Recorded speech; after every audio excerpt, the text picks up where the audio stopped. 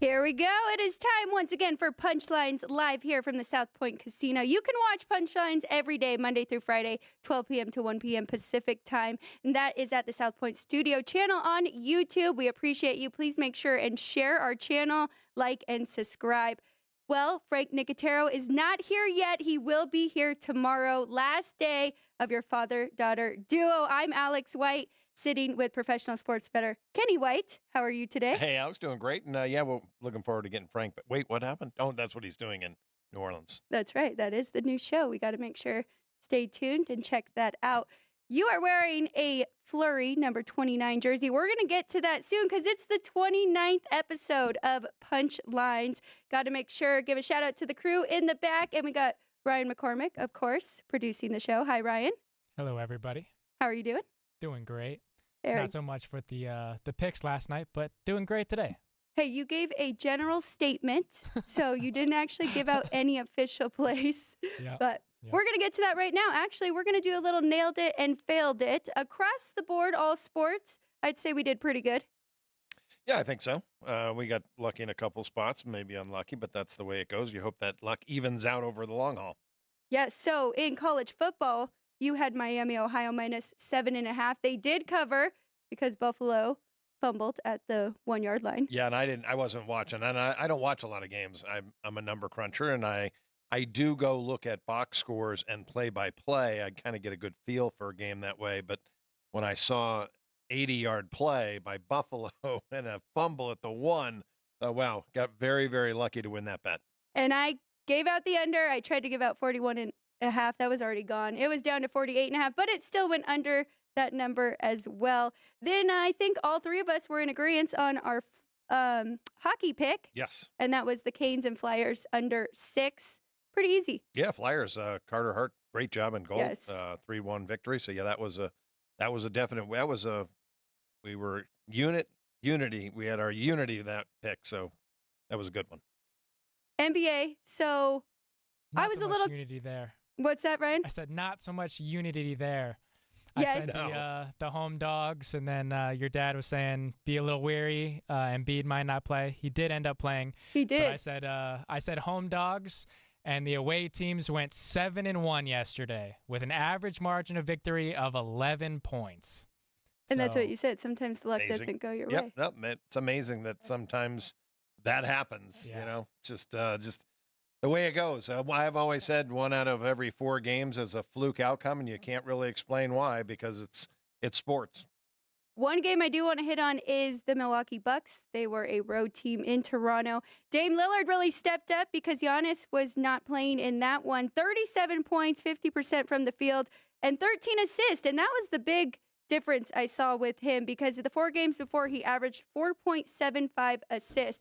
So this is really, you can tell, right? This is going to take a little time with those two star players learning to play with each other. Oh yeah, there's no doubt. Anytime you have, there's only one basketball. When you got 2 great scorers that can both put up 30 in any given night, they have to learn to play together. I wanted 2 results last night. As I said, I handicapped the NBA this year because the in-season tournament, and I think there's going to be a lot of emphasis in the players focusing on that. 2 games last night really showed me that. And one was maybe not because Timberwolves had a big win over the Warriors. We talked about the fight. Right. And then they had to go last night and travel and play Phoenix, and Phoenix blew them out. I thought that was a great spot for the Suns, a team that's actually had a losing records because of injuries. But it was a great spot for them. They win easy. They were up 76-54 at halftime. The other was I talked so much about the Lakers. I really feel like the Lakers want to win this in-season tournament. They're 2-0 in it, and now they go off and they play the Kings, and then they got an in-season tournament game tomorrow. So I kind of felt like they're focusing more on that, and they had no focus whatsoever. They were down 72-50. Now, when are I think so far I've seen Tuesdays and Fridays. It's been every Friday. This will be the 3rd straight Friday, and I believe this will be the 2nd straight Tuesday they play the in-season. But we're getting down to the point where we're almost getting to the knockout round. There's a couple games left for each team, but surprising, Toronto hasn't played a game yet. Tomorrow will be their first game, and Memphis is the first team to be eliminated. They're 0-3. Wow. Very good. Now, does this remind you of the Commissioner's Cup that the WNBA has been doing for a couple of years now? A little bit. I like that too because it puts more meaning on each game. So, but this is a little bit better because it's a round robin. There's more. It's a round robin.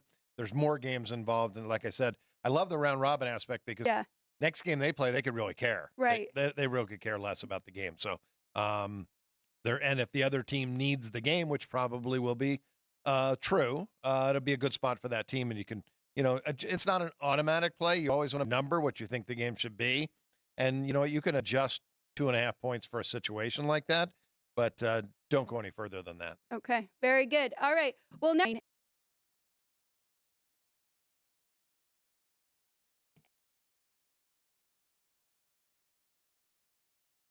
And former athletes who have worn 29 and current athletes that are still bring Chris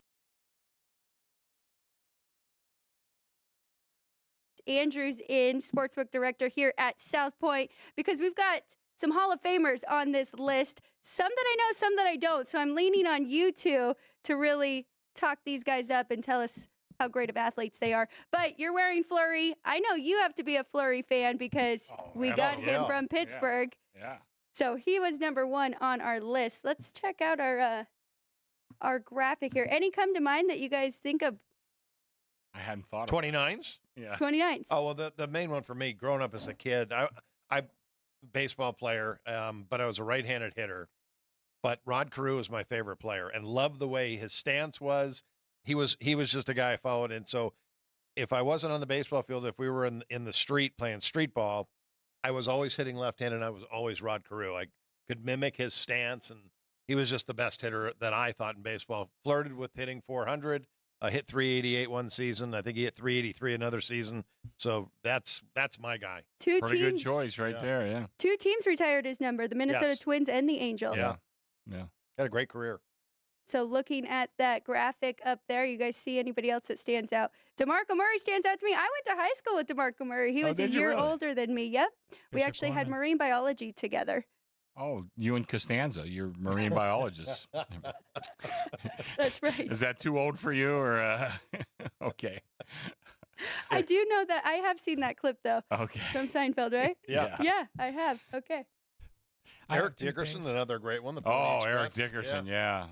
SMU, and then the Los Angeles Rams. God, my vision's terrible. Who's John that pitcher? Smoltz. Yeah, Smoltz. Okay. John Smoltz is up there. Paul Silas from the Celtics. Celtics. I love Paul Silas. Yeah. When I was a kid, I didn't have a lot of talent, but I liked to, like I told the Bobby Knight story, I played defense and I could rebound. I was like a 6-foot Paul Silas. And there's not a big call for those, by the way, Kenny, in case you're wondering. No, I didn't have a lot of scholarship offers. So. I was a basketball player, so I know. And you're right. Paul Silas was on a team of so many talented players. He had to do all the dirty work. Yeah, and I think, boy, I might be wrong here, but I think he has the record for most rebounds in a college career, the average per game. Oh, could be. Ryan, you on that one? He was a great rebounder. Play as freshman, but he played through. I think he averaged like close to 20 rebounds a game, something like that, as a collegian, and he was a hell of a pro too. So what I found interesting, he's more 35 too, right? Because he won 3 NBA titles wearing number 35, 2 with Boston, and then 1 with Seattle Supersonics. Oh, okay. Wow, I didn't even realize he was on that team. Yeah, with 25 or more rebounds in a single game, and he did it 22 times in 81 games. And they retired his number. They retired 35 for him. He was Dennis Rodman before Dennis Rodman, without the tattoos. And then 2 of those numbers for me. So Eric Berry was my first Chiefs jersey. Yeah. He won Comeback Player of the Year after he was diagnosed with Hodgkin's lymphoma in 2015. And then my first Angels game was against the Rangers, and I caught a Adrian Beltre BP homer. Wow. So, no kidding. Yeah. Okay. Very nice. Belcher's a great player. Yeah. And there are some other hockey players, some current ones too. Nathan McKinnon, of course, from the Avs. Wow, yeah. And then Leon Draisaitl from the Oilers, who I forgot to put on that list. Wow. Poor Oilers. They're Big just scores. they're getting let down. Well, since we have Chris in here, Chris, you made us a list because yesterday we had Frank on. Right. And he gave us his top 5 college towns. So now we get to dive into your top 5. So Ryan's going to show us the graphic. We're going to go slow, count down by 5, and kind of tell us how they made the list. Well, first of all, when my my oldest daughter wanted to go to an Eastern school, so we went to a lot of Eastern schools. My younger daughter wanted to go to a Western school, so we went to a lot of schools out west. One of them, we went to Eugene, Oregon, and I love that. I just love that whole vibe on the campus. Little hippie-ish, but I mean, that's what it is. I kind of like the rainy weather too. Sometimes maybe being in Las Vegas and Reno all those years, I kind of appreciate the rain. It's got a great sports vibe. It's got a pretty good, not like fine dining type restaurants, but a lot of college bar type restaurants that I thought was pretty cool. And it's just really a great atmosphere. The people there really love the Ducks. And I think that was something that kind of intrigued me. Plenty of Nike clothing there too. A lot of as Nike stuff. And even though I love Sonny Vaccaro, so that probably knocked him down the list a little bit after his beef with Nike. Number 4. Yeah. Next. There we go. Yeah. Got Boulder, Colorado. Now, this one does have a lot of fine dining in Boulder, Colorado. And the sports vibe isn't quite as good there, but it's more like an outdoorsy sports thing. A lot of guys go hiking and biking. I did some fishing in Colorado. The hiking up there is pretty cool. Now the Dion's there is more of a sports vibe. And, they've had some pretty good basketball teams over the years. But, the thing is, when you're there, you had a chance to see, when they were in the Pac-12, you get to see some of the great Pac-12 teams. And then I can't even keep track of who all they were with, the Big 12, and then now they're going to the Big 10. And I don't even know where they're going. But anyway, you got a lot of, even though their sports maybe wasn't the greatest all the time, you got to see the visiting teams. And I really like Colorado. I'll tell you, before Michael Gaughan offered me this job here, my wife and I were looking to move to Colorado. We loved Colorado. And Boulder was definitely one of the places we had on our list. I think I've only been to Denver in Colorado, which is cool with their triangle with their professional teams all right there. Yeah. What do we have next? I can't remember number 3. Palo Alto. Oh, Palo Alto. Yeah. And, I spent a lot of time in Palo Alto for a variety of reasons. And, I love Stanford University, and Palo Alto is one of those places I would move to if I had an extra $10 million laying around, because it is really expensive. By any chance, Chris, you ever been to Sundance, the steakhouse? In Palo Alto? Yep. No, but my pop founded that restaurant. It's just off Stanford's campus. It's on El Camino Road. It's a sports steakhouse. They've got memorabilia all over the walls and everything. It's Jerry Rice goes in there all the time. He's got his own booth. What's the name of it? Sundance, the steakhouse. Okay, I don't know how I missed that. I hit a couple of the places. The Goose was, I can't. Something Goose was a cool place. The night the Giants upset that going for 19-0. Patriots team. Yeah. I was in the one bar there. It's for the life of me, I can't remember it. Who stumbled in there? Y.A. Tittle. Wow. Yeah. So everybody was talking to Y.A. Of course, he was a Giants fan. And I think played in San Francisco too. So Y.A. Tittle was in the bar there that night. I like the whole vibe with Stanford. It's a great university. But like I said, if you're looking to buy a house in Palo Alto, good luck. Man, you better have some cash. I got some stories there, too. I happened to be staying with friends when I was in Palo Alto. Spent a lot of time there. And thank God I was staying with friends rather than getting, a cheap hotel room. A cheap hotel room's $500 a night. Just everything is really pricey. But it's a good town. I like it. Love the Sunken Diamond, their baseball field. Amazing. Oh, yeah. I was at the baseball field. Yeah. We watched the game there. Yeah. Oh, God. I think they were playing Nebraska that day. We went to the game. Yeah, that was pretty cool. Baseball tradition there at and Stanford as well. They have a small basketball arena, but it's pretty cool. And the kids at Stanford have some very unique digs at the other teams, that are pretty funny, really. Kind of like the Stanford band, but, on a bigger scale when they get to the basketball team. That was pretty cool going to those games. Good student section. Number 2 is your shirt. This is why I wore the shirt. Probably a lot of people don't know it.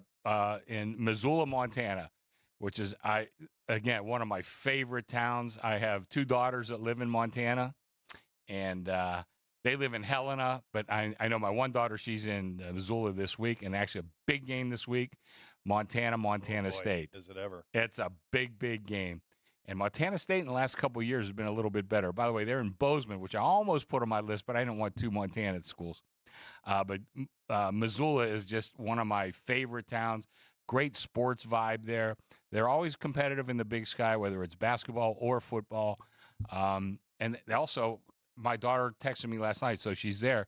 They went to this great French restaurant, which you wouldn't think about in Missoula, Montana. But she sent me pictures of it, and it was just she had a blast there. And I always have a blast when I go to Missoula, one of my favorite towns in the entire country. Everything's got to revolve around the college, right? And the college sports there. Right, because, I mean, there's other towns like, Seattle, the University of Washington's there, but it's not really a college town. Right. And I didn't include Austin, even though I love Austin, but there's a lot going on besides Texas University, so there's a lot of towns where it doesn't revolve completely around the school. And, that's why Missoula definitely does around the Grizz. And Bozeman now, with so many Californians moving up there, it's kind of not revolving around Montana State like it did my first trip there, which was about 20 years ago. Montana is on my bucket list. How many now? 4 daughters you have? How many? I got 2 daughters, 3 sons. Okay, so the 2 daughters you were talking about, one went to East Coast school, went to West Coast. Both are now in Montana. Yeah. Wow. Exactly. Yeah. It's a and great both state. doing really well. That's great. So proud of both of them. Really, they're doing fantastic. We talk all the time. One of them's coming down for Thanksgiving. She'll be here on Tuesday. The other one, she's coming down for Christmas. They couldn't do the whole thing. So, And the boys, where are they at? I got one in Grass Valley, California, one in Seattle, and one here in Las Vegas. Oh, my goodness. That's great. Yeah, all over the country. Yeah. And then number 1, Number 1 on the list. Penn State. Penn State. I did a lot of drinking there when I was in college. Penn State, yeah. That's made a big imprint on my brain, Kenny, and it's still there after all these years. We used to go up there, and you knew even when we were in college, we weren't quite 21, but you knew which bars you can kind of sneak into.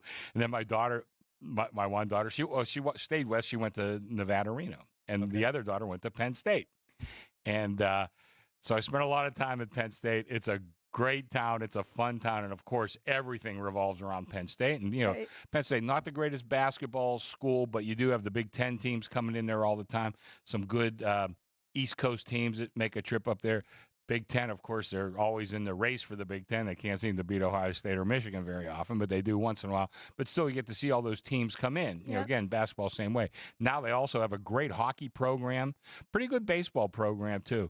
And, again, a lot of fishing, hiking, and stuff like that around there. It's a great, great place to live. And my daughter and her husband were entertaining the thought of moving back there. They had some job offers. They wound up not taking them. I remember telling my wife, if they move back there, I don't know if we're going to move back there because I got to make a living somehow. I said, but we may be making a lot of trips back to Penn State. We love Penn State. It's a great, great area. Tony Sinise is he? Tony Sinise is from Altoona. Yeah. From Altoona, just down the street. So were they close to making the list? Well, again, I thought so, but again, there's a lot more going on in Nevada, in Reno, that is not associated with the university. And I talked so my one daughter, she is in like the college education branch at the University of at Montana, and she was telling me some other schools. One, she said San Luis Obispo, which great town, great. I said, but there's no real sports vibe there. You know what I mean? So she mentioned Burlington, Vermont. I said, again, and they actually have a pretty good basketball program, but that's, that doesn't quite make my list, So she had some other ones too that she'd been to. Madison, Wisconsin. That's a great. I haven't been there. These are only the ones I've been to. Lawrence, Kansas, which I almost put on my list, but I hadn't been there in probably 40 years. But Lawrence is a great town. It really is. But I hadn't been there in so long, I didn't want to include them. Now the son that went there played baseball. Oh, really? Amazing campus. Yeah. Yeah. Like I said, Kenny, I was there a long time ago. I really liked it a lot. They almost made my list, but since I haven't been there. You're riding through all that country, Nebraska, Kansas, it's flat as can be, and then you go into Lawrence and it's all hilly. I know. What I've said for years, how did they get Wilt Chamberlain? Then you get there and say, oh, now I can see why. Yeah, it's kind of cool. I'm sure there's a payment or two that went to Wilt back in those days. And nil before nil. Yeah, right. Another sneaky one. You brought up Oregon. Oregon State We went there Corvallis. when my youngest brother was playing in Played in a regional. there. Yeah. I thought that was beautiful. Yeah. Same vibe, a little bit rainy, and the campus was beautiful. I love the campus. I don't love the town that much, though. But the campus was great. We had friends. My daughter, we toured that campus too. She stayed in Reno. Saved me a couple of bucks, but which was okay. But I wouldn't mind her going somewhere else. I liked Oregon. I thought she'd probably go to Oregon, but she decided not to. Into Tennessee, that's a good one. The entire town, you got a 100,000 seat stadium. Yeah. Everyone's going to the games. Yeah, I've been it's all through about there. all about football. Yeah, but not again. That's probably 30 years ago. I went through there. Well, let's talk a little bit of sports. We have a big NFL game tonight. Yeah. So I want to hear from you. Now the line is oh, that's not the right game. Cincinnati and Ravens. We're down Ravens -3.5, total 46.5. You've kind of stayed here at 3.5 here. Well, we were at 4 for Okay. a while. They took the 4 at 3.5. I think 3.5's a better number. I don't have a particular side I like. I know. I think we got to look at the injuries. There's some injuries on both sides that could impact this game. But I think 3.5's a little bit better of a number. I'm not crazy about either side, but I tell you what, though, I can't wait to watch this game. If these two teams are playing up to their potential, I think this is going to be a fantastic game tonight, which is rare for a Thursday night. But I hope we get there. Two quarterbacks playing at a high level. Mm-hmm. Lamar Jackson having a great MVP type season, and now Burrow's healthy. He is an MVP type guy. So, yeah, it's has so much to playoff implications for both teams.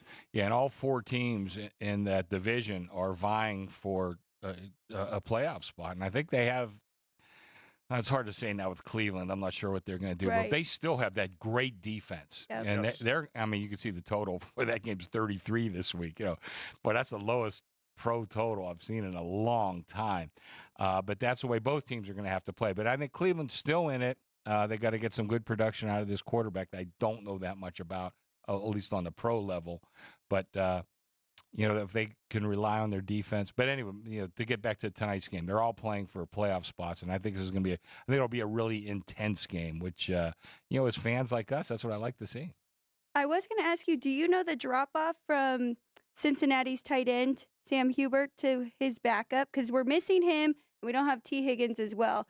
But we also are missing a couple people on Baltimore's side, which you mentioned, Ronnie Stanley and Marlon Humphrey, right? Yeah. So kind of even, but I was trying to see who would be a little bit more of an impact, leaning towards that defensive end, Sam Hubert being out. I think it's kind of a wash. Stanley and Humphrey about a half point each, and Hubert almost a full point. This is really going to be a great game, I think. And I think you're right. The line's right at 3.5. With Cincinnati starting to play better, they need this game because they have the most difficult schedule out of the 4 in the division. Every team they play has a winning record to finish the season. Cleveland actually has the easiest schedule of the 4 teams. So that's the difference maker. I think it's a bigger game for Cincinnati right now. Yeah. Really, the Ravens are on top of the division by half a game, but it's a little more important to Cincinnati. I don't know if we could start doing that yet. The needs the game is always like, why do they need the game? Because they're not that good. But I think Cincinnati is that good. But, Burrow had his problems early on, and boy, sure didn't look very good last week. But, those kind of things happen. People remind me tell me those kind of things like this week, last week. I said, do you remember the year Tampa Bay won the Super Bowl with Brady?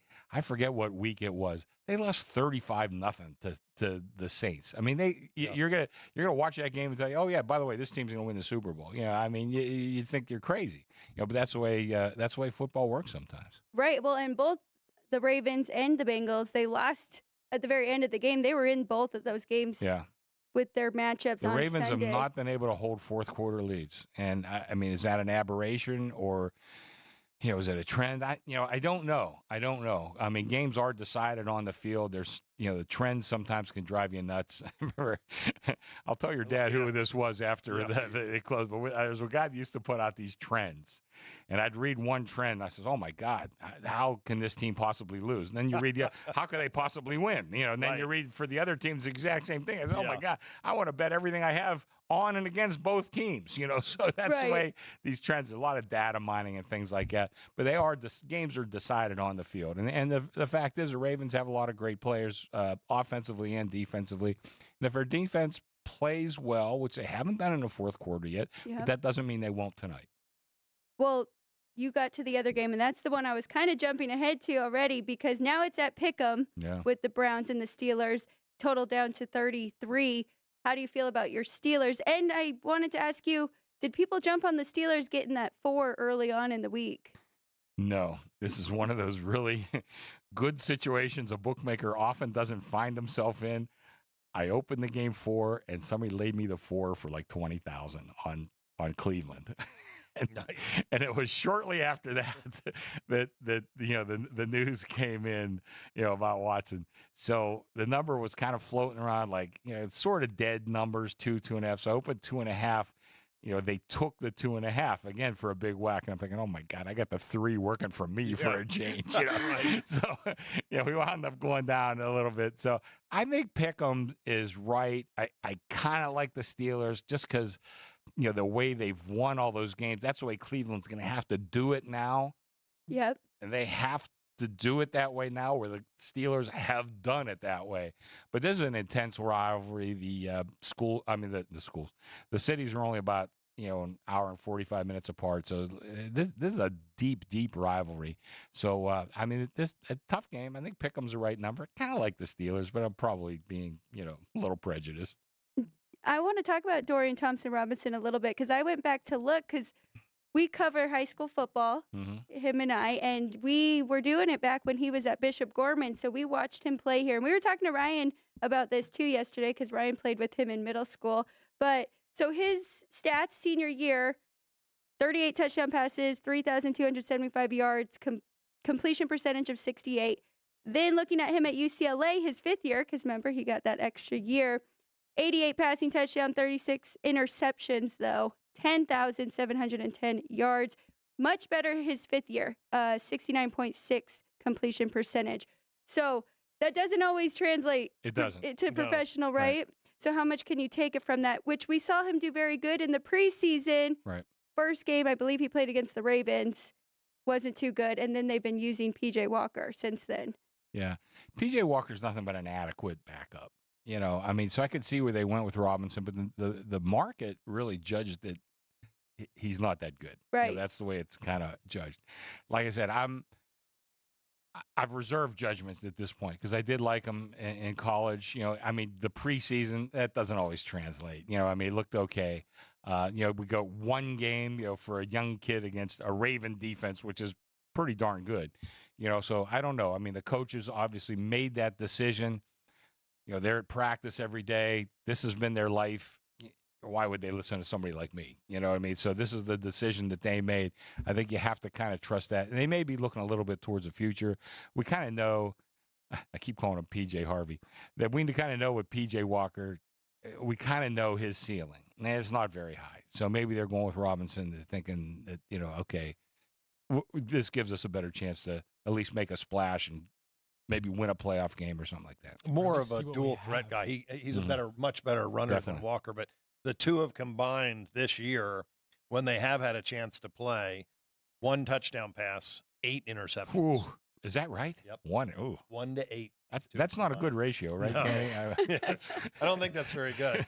So, yeah, these two guys, it is a solid 5.5 point drop off from Watson to either player. And you're right, Chris, that's what I did. I had Walker rated higher than Thompson Robinson, but that's because of experience. Yeah. And I agree the same thing. I kind of give the coaches the benefit of the doubt. They're there every day.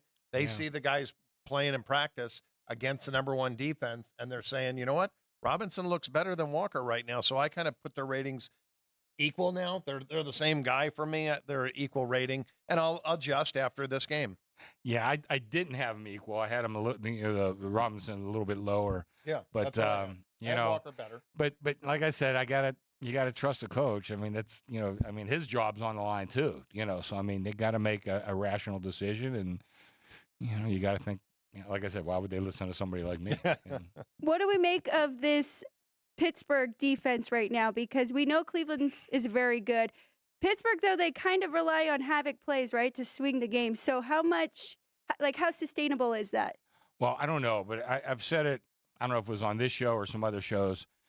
It really, the Steelers, they play conservatively, and then they're looking for somebody to make a big play. Now, who makes a big play? A great athlete makes a big play. They got T.J. Watt. Yep. Minka, I don't know if Minka's going to play or not this week. He has not been 100%. He's been out the last couple of weeks. But I think he's one of the great athletes. You got Hayward. You got, who's the other line? Hightower. Is that his name? I think that is right. Highsmith. Yeah. I don't know. I'm terrible with the names. Everybody knows that. But they have the opportunity to make some big plays, and that's what they rely on.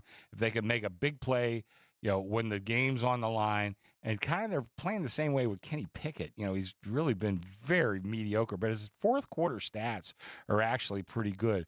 And another one that kind of surprised me, somebody pointed this out, in the last, I don't know what it is, 2 or 3 weeks, what team has the most rushes for over 20 yards at a pop is the Steelers. So their running game is finally starting to get going. So they're looking for big plays. They play conservative. Hopefully a big play in the fourth quarter will win the game for them. And so far it has, at least 6 times, but, they're going to have to do the same thing against Cleveland, which has a great, great defense, no doubt about it. But they, with a ratio of like 1 and 8 from their quarterbacks, right, they may be in a position to steal the game that way. Can I just throw a little context on the 1 to 8? So the defense is Dorian threw 3 against the Ravens, which is arguably the best defense in the NFL. And then P.J. Walker had 2 picks against the Niners, 2 picks against the Seahawks, and 1 against the Colts. So they did play some good defenses, and throwing Dorian into this fire against the Steelers defense isn't setting him up for much success. So it's a tough spot. And Pittsburgh, numbers lie sometimes. I think Pittsburgh has a far better defense than what their stats say because the quarterback play hasn't been good.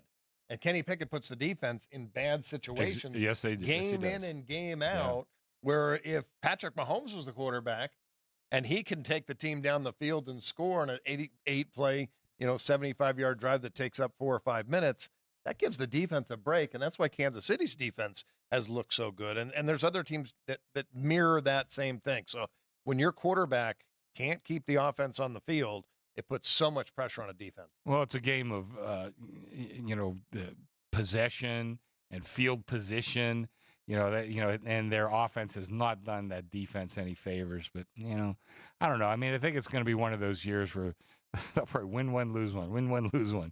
Before you know it, they'll be 10-7, go into the playoffs. Well, 10 wins will get you there. And have to get lucky. I mean, can they win 4 playoff games? I doubt it. But, listen, I'm going to root. What can I tell you? Really good matchups in the NFL this week, including Monday night, because we have a rematch of the Super Bowl. That's a great one. Is that been the best handle so far? Or are people waiting to bet on that one? Actually, they're not, and again, you get the 2.5, 3, which we do everything here at 11 to 10. So we've had a lot of +3, a lot of -2.5. Although right now, I think the trend is really more towards the Eagles. They're taking I'm starting to get some +2.5, a lot of money line play. So the 3, I'm hoping doesn't come into play again, but it might. So that's always a big thing for us. But otherwise, we have a couple of games have really gotten steamed in some weird ways. Like, I thought the 49ers, we opened 10.5. I thought that was high enough. We're way higher than that now. The Commanders, and I know they're not the greatest team. We opened up 10, but, a lot of money on the Giants, and then the one that's really surprised me is the Bears. They're flooding the Bears, so I don't know. I mean, so we have some big decisions coming up, but, we do so much business those last 2 days. It's really hard to get a complete gauge on, like, who are we going to need this weekend. There's time, I had the joke with Michael Gahn a couple weeks ago when the Bengals played the Bills. He called me at 5 o'clock. I said, well, he says, well, who do we need? With the Bengals. That last 15 minutes, all I got was Bengals money.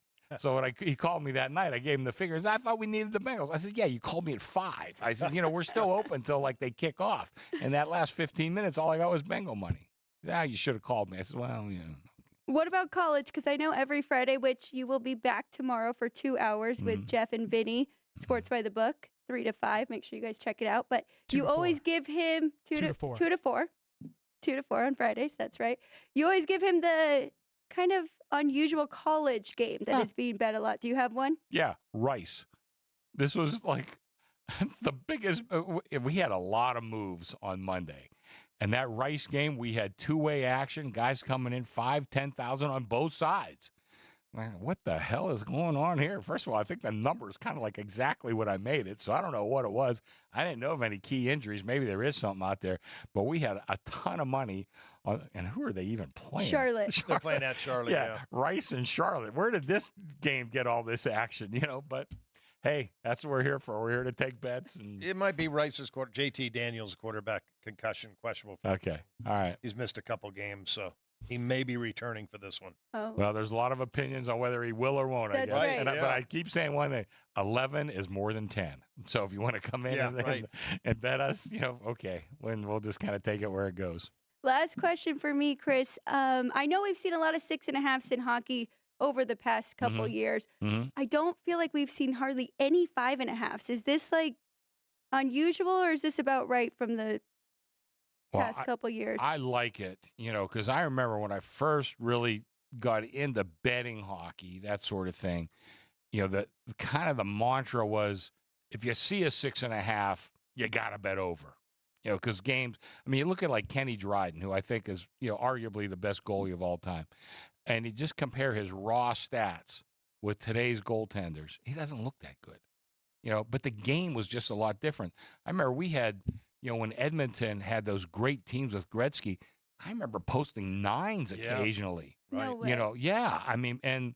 And believe me, they weren't at 9 for the hell of it. It's because they were going over 8.5s. That's why, So, I kind of like that. That was changed. I want to say, kind of like the early to mid 90s when the New Jersey Devils kind of figured out a neutral zone trap. And I kind of don't know the strategy. I just know the verbiage. A neutral zone trap to kind of neutralize great offensive players. And they really threw it against the Penguins. I know Mario Lemieux quoted saying it was souring on the game because of the way that they played this neutral zone trap. But they've kind of, things go in swings. And guys figured out how to beat that neutral zone trap. And right now, I think hockey is better. And when I started back here in 2016, being from Pittsburgh, I love talking. This is before the Knights came to town.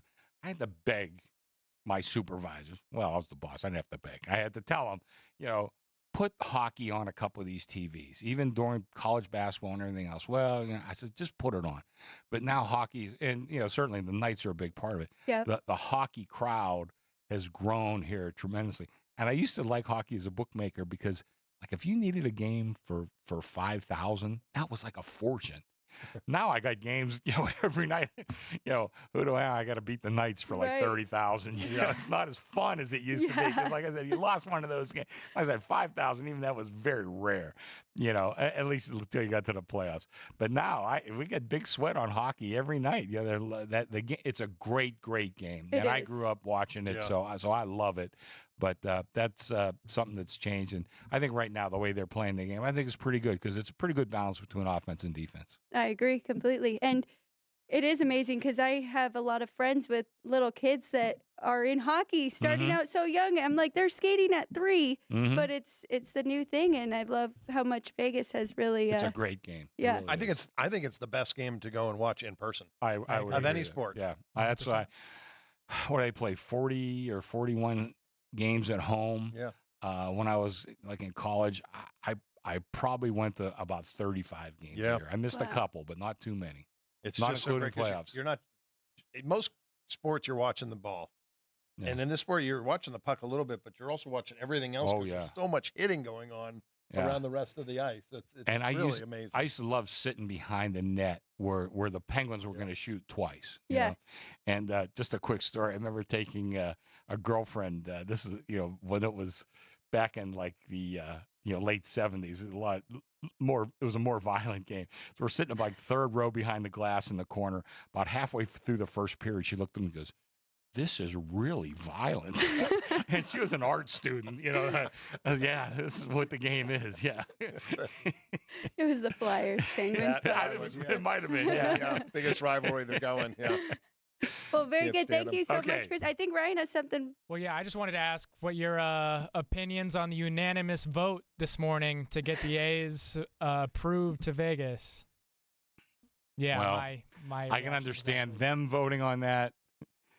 I don't know what Vegas is going to, I know we want an expansion team. I don't like the way, this guy has run the A's for the last couple of years. I don't know. I'm always hoping for the best. I really do, because I think baseball in a town like ours, I think would be fantastic. I'm not sure the A's are the right team, but yeah, I hope it works. Yeah. Because the fact is, the A's have had some really, really good teams over the years, even recently, but a little past recently, in the last couple years, not quite so good. But, they've done some good things. I hope they're going back to this guy spending some money and doing, hopefully working on getting a good team together. Their farm teams are very good, though. The Aviators have been very good since they started at the ballpark in Summerlin. They won in 2018. They won the Pacific Coast. Yeah, the first year. But then since then, we've had a lot of up and down movements with them trying players and messing with the roster. Calling everybody up to the big leagues and then not. And then sending them back down. But so maybe I hope we can still keep them. I like the Silver Knights with the Golden Knights, and as long as they're so many miles apart and that works out for us. But when I was in Reno, a friend of mine and me, we split season tickets, and we were at the front row right next to the Aces dugout. I mean, right there. We were here, and there was the players right there.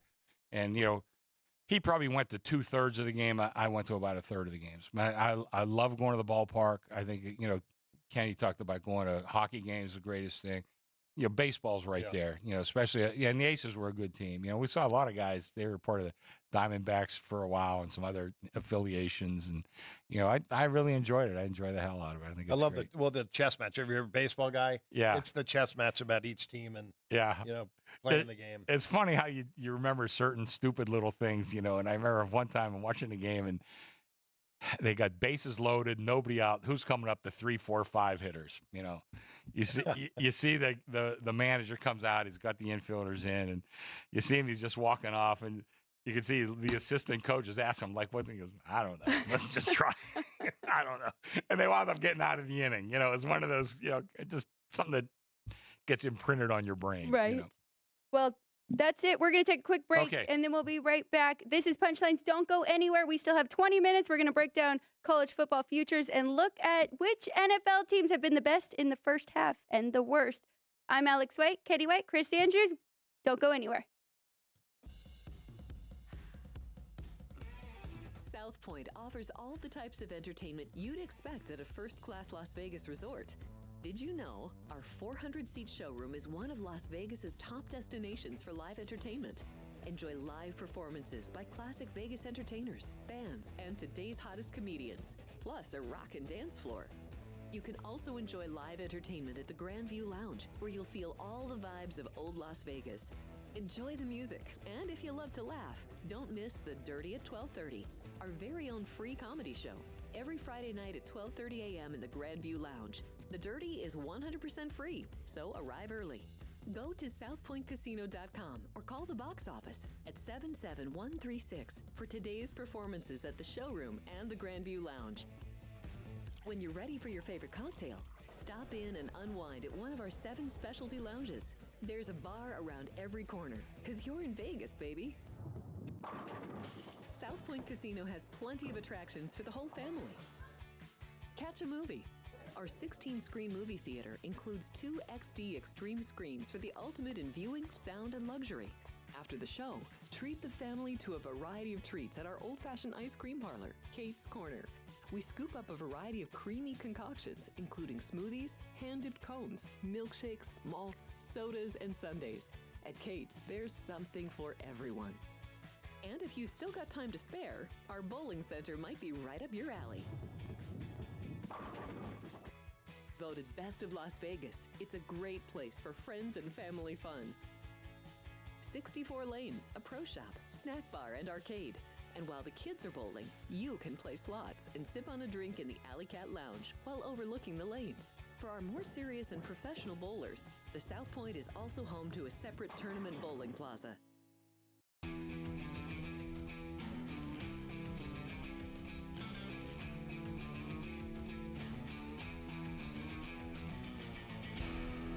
Hey, welcome back, everyone. I'm Alex White, and this is Punchlines, normally hosted by Frank Nicotero. He will be back tomorrow, don't worry. As mentioned, I'm Alex White, sitting with Kenny White, also known as the Wizard of Odds. We're going to go through a couple things quickly. We've got 15 more minutes here with you. I want to start with where I teased. We're going to talk NFL teams.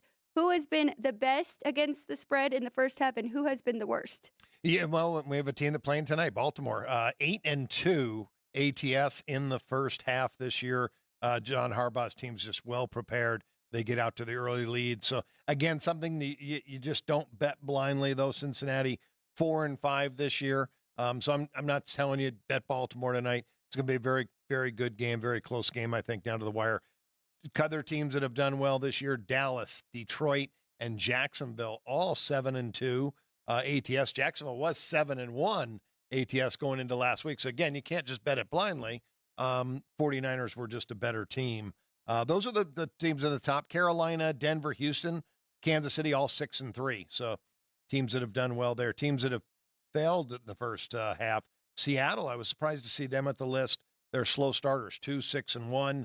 The Jets 2-7, Atlanta 2-8. Pittsburgh Steelers just 3-6 in the first half. And I'm curious for when you do your second half, because I know those Steelers, the ATS is going to switch a lot for the second half because they have won so many of their games, making adjustments, coming out in the second half and finding a way to get that win. Looking at the total in the first half, give you that. Yes. Dallas 8-1 over in the first half this year. Philadelphia, San Francisco, and Miami all 7-2 to the over. And what do they all have in common? Dallas, Philadelphia, San Francisco, and Miami, all great offenses. So that's the way the NFL's played. You know, Bill Belichick, this was his model and winning Super Bowls: pass early to get the lead, run late to run the clock out. And that is, a lot of teams are following that pattern now. Philadelphia and Kansas City, especially, two teams with great offenses that can get out to an early lead, have really relied on the run and running the clock out in the second half in a lot of games. So if you're going to bet overs, look first half on those teams. Under teams in the first half: Jacksonville 7-2 to the under in the first half this year. The Green Bay Packers 6-2-1 to the under so far this year. Very good. Okay, so the Eagles and Chiefs, they play each other on Monday. That was a nice little hint you gave there. Careful on that total. I know It's coming down. Right. And at first glance, you think these two high-powered offenses, we're going over that total.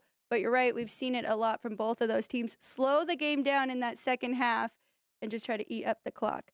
Okay, I've been waiting to do this for the last 3 days, so we have to get to it. We're going to talk about some conferences, some futures that we can still get in college football. I'm going to start with the Pac-12 because I want to get your opinion on this. Oregon is now the favorite. They are minus 170. They have Arizona State next, and then they host Oregon State. Washington plus 190. They play at Oregon State, and then versus Washington State. Oregon State 16-1, coming off a very good win over Stanford. Now they host Washington, and then they play at Oregon. Tough schedule for the Beavers coming up here. Arizona 25-1. I think the most improved team so far this year. Arizona has been very impressive. So they play at Utah, and then, they host Utah, and then they play at Arizona State. Last, Utah 350-1, so they must be out of it. They need a lot of things to go right, or go their way. They need to win outright, and they need teams to lose. I see Jerry back there holding his breath because he is an Oregon Ducks fan, and he wants to see Oregon in the Pac-12 championship. Any thoughts on this conference? Or is there any value even?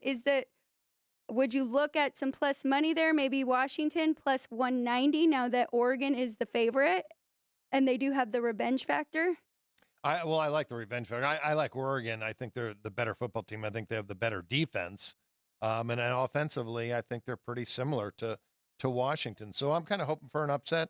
I'm hoping for an Oregon State win in this game. But to me, it comes down to Washington and Oregon. They're the best two teams in the conference. But I will side with the Ducks here and hoping they can find their way into that championship game. Okay. Very good. So let's go ahead and look at the Mountain West with UNLV hanging around, having a chance to maybe even host the Mountain West Conference. No one saw this coming within this first year with Barry Odom. So Air Force is the favorite still, plus 140. Fresno, plus 445. UNLV, plus 445, same odds as Fresno. Boise State, plus 550. And then San Jose State, 6-1, plus 600. Well, it comes down to this game this weekend, UNLV at Air Force. And you're right, Odom's done such an amazing job. I hope he stays. I hope he doesn't get an amazing offer from another school and, heads out. Texas A&M would be a school that I would think would look at Barry Odom, or they're maybe looking at, someone else that has coached in the state of Texas to keep that going. But, what a job he's done with this program. I have Air Force a pretty good size favorite. I've had them a higher rated team than UNLV all year, but if UNLV can solve the spread option, they're going to be in this game. And Jordan Maivia has been a great season for the Rebels. He's going to be tough to stop. I think it's going to be a very high scoring game. I think it's going to go back and forth. Haven't checked the weather yet. Colorado Springs, always that high altitude. They could get some snow and wind up there. So going to have to check that. That's something I do this afternoon. Do you see the money line price for UNLV for that game? Yeah, I can get you a money line very easily. Because my next question to minus you. 155 Air Force, plus Ryan 135. did it faster than me. What is it? Plus what? Plus 135 UNLV on the money line. Yeah, Air Force being a three-point favorite. If you like UNLV in this game, would it be worth taking the plus 445 for them to win the Mountain West championship? Well, it's a equal bet because it's -3. That's what the money line is supposed to be in that situation. So I guess it all just depends on a person's feel for the game and how they want to bet that. I'm always one shop and try to find a 3.5. Okay. That's or maybe a little bit more in the money line is fine. Or you split your bet between the two wagers. Okay, one more thing before we get to our picks between us three for the night. We talked about on Tuesday maybe a letdown spot for some of these college teams. If you can pull up that list just quickly, I want you to kind of go through so anybody that has their college sheet out can kind of circle that. Like you said, no blindly betting here, but maybe you want to take a look at these teams and see if you like the other side. Yeah, I wanted to give you a weather report real quick on the UNLV game. Since Okay, we're yes. UNLV here and big fans, it's going to be a 1:30 kickoff in Colorado Springs, and the weather is 60 degrees, no wind, a beautiful day. That could be a very high-scoring football game. Total just 47. I like that game over the total. Okay, let me look at a couple of those. I know you have Missouri on this list because they just had a big win over Tennessee. They won 36-7, and now they face Florida this week. That is one we are looking at. Yeah, and then I'm gonna have to find that spreadsheet, and I don't even know what I called it. So we might be in trouble on that one. I should have printed it out. I had it up for 3 days, and and now I decided to go do it. You also did email it to me, so you can find it there. Oh yeah, good idea. I'll go to Ryan because him and I like to talk about our hockey bets, see if they are good bets or not. So we both agreed on 2 overs, which if you got this Detroit-Ottawa over, hopefully you got the 6.5 and not the 7. But yeah, this game happening now in Sweden. It's 4-3 in the second period. Closed at 7? Closed at 7. So right now it's pushing. But tonight, Alex, You liked the over in the Yotes Blue Jackets game? Yes, I do. Over 6.5. Their Coyotes have been doing very good. 9-6 to the over this season. 8-2 to the over in their last 10, and that's one of the key things here. Columbus 4-1 to the over in their last 5. Their scoring has increased from 2.7 goals a game to 3.2. And then we both liked the over in the Florida Panthers Los Angeles Kings game. So this one we did kind of talk about. Certain matchups, make me a little nervous when you get two really good teams. yes, yeah. And that can score quick. It kind of almost, they cancel each other out. But Florida is my highest rated total team right now. They're 9-6 to the over on the year, 6 consecutive overs.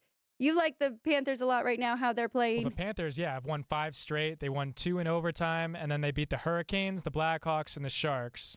Granted, the Hurricanes are the only team in that list that's really anything to compete with, but complete domination in those games. And then the Kings are coming off 2 tough losses to the Penguins and the Flyers. So going back home, should have a lot of fight in them. Yes, I agree. 6.5, juice to the over a little bit, but I do like that one as well. Now they're also averaging 4 goals a game. The Kings are very good. And you said that, right? We just need one team. Yeah, we just need one team to get to 4, and then you'd think you get there.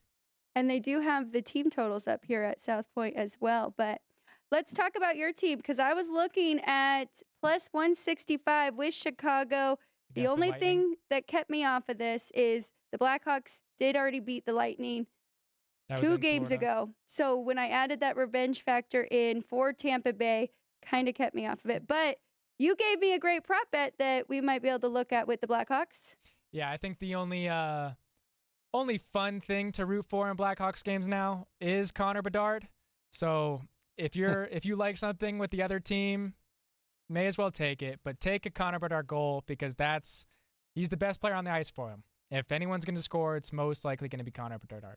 What he has done already in this young career of his is pretty incredible. Yeah, they just got off their Florida road trip where the moms were on the trip with them. They played the Panthers and the Lightning, and he scored 2 goals in each of those games. Very impressive.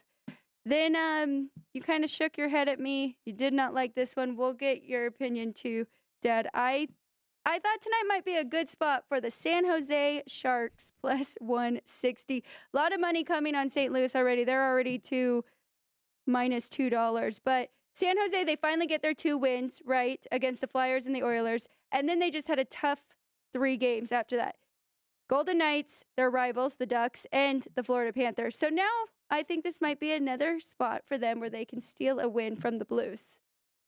Yeah, I mean, they get embarrassed and let up 20 goals in 2 nights, and then they win back-to-back, and now they've lost 3 straight. I just don't think this team is any good. And the Blues, I'm pretty sure on fire right now. They've won, I think, 3 or 4 straight.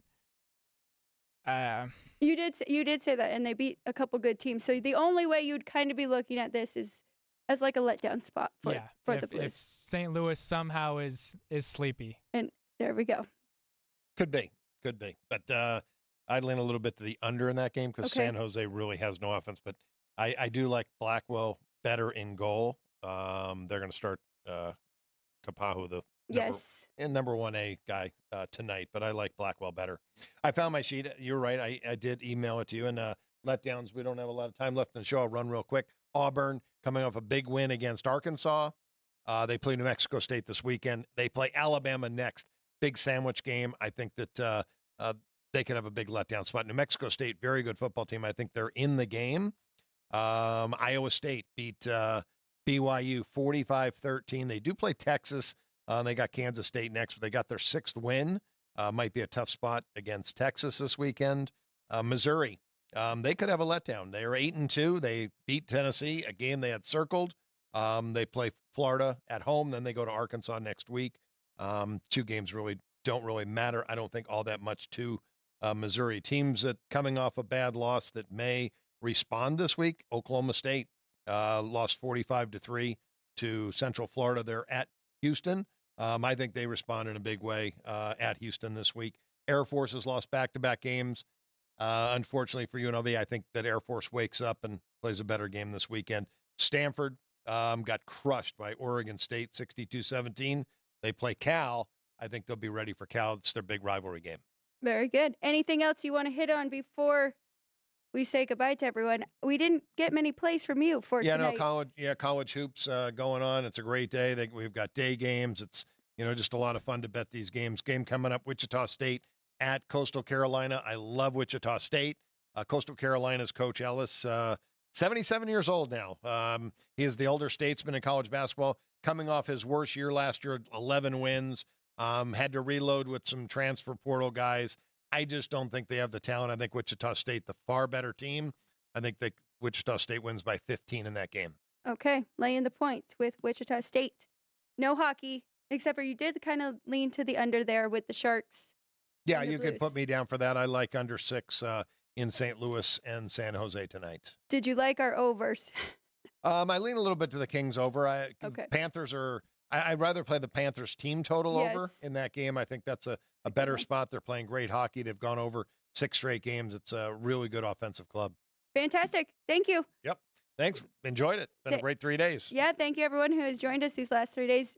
Please like, share, subscribe to our channel. I'll be back at 3 with Jeff Parles for Sports at the Book. Thank you to everyone behind the scenes. And tune in tomorrow, 12 p.m. for Punchlines. Frank Nicotero will be back.